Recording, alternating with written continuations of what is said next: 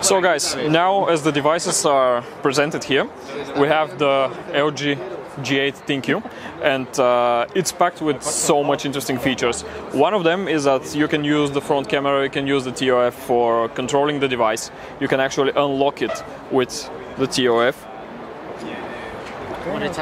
And it's pretty amazing, I like it so much. The other thing is they are equipped both with the Snapdragon 855.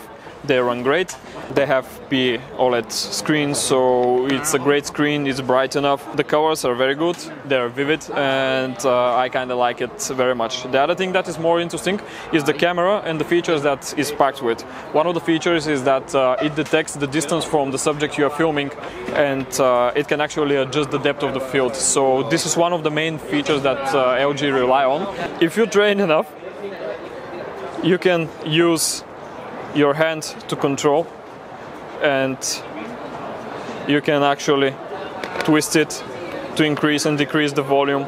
You can pause and play, and man, that's incredible. I like it so much. I hope to receive a sample from this one, so I want to make a full review of it and to show you what it's capable of. The thing that I really want to test is the camera.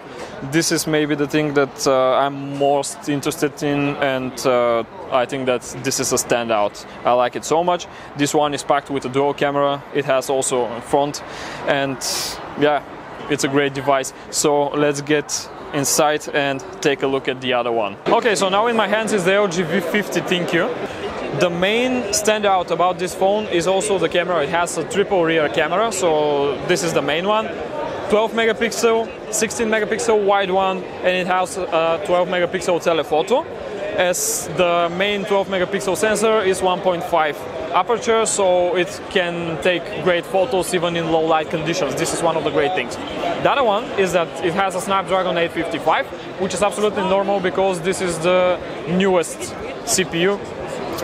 It's not something that is wow, because this was something expected. We expected to see this chipset because this is a 5G smartphone, and for 5G it requires a Snapdragon 855 if it uses this platform. Other great things are the speakers. It has a full range stereo speakers that should sound great, but now here in this crowd I cannot show you how this sounds. I cannot record anything. It also has a 4000 mAh battery. The phone is not one of the thinnest, but it's not on the thicker side. I think that is just okay. In the hand it feels really premium. It feels like a great phone.